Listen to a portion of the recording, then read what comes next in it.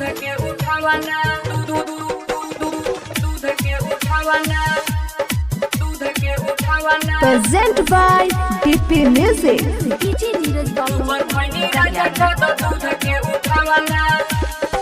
बुझे न बात नाही अपना में हर के खाली करावे काम अपना हो घर के खाली करावे काम अपना हो घर के बुझे न बात नाही अपना में हर के खाली करावे काम अपना हो घर के गल गईले देह होता बड़े पछतावा ना है बड़े पछतावा ना है दुबर भैनी राजा कद दूध के उठावना दुबर भैनी राजा कद दूध के उठावना सुख गईनी राजा कद दूध के उठावना सुख गईनी राजा कद दूध के उठावना दूध के उठावना दूध के उठावना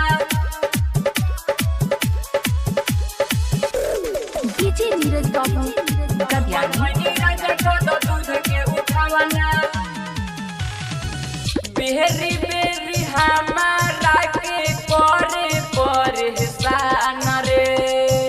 का कही सकी हम पर देला ना ध्यान रे देला ना ध्यान रे बेरी बेरी हमारा के करे परेशान रे का कही सकी हम पर देला ना ध्यान रे बुझे ना हमारा ना मानवा के भावना है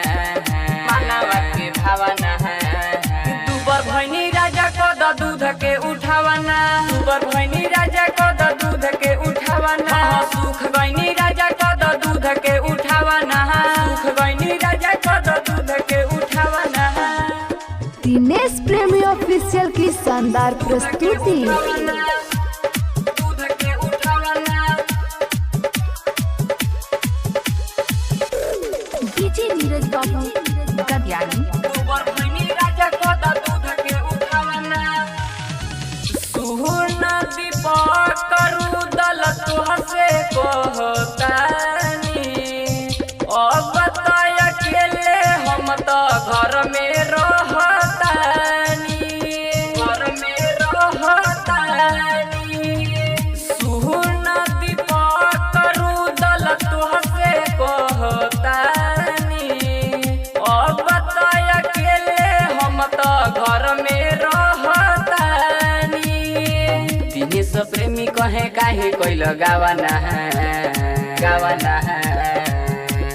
दुबर भैनी राजा कद दूध के उठावना दुबर भैनी राजा कद दूध के उठावना सुख गईनी राजा कद दूध के उठावना सुख गईनी राजा कद दूध के उठावना Present by DP Music।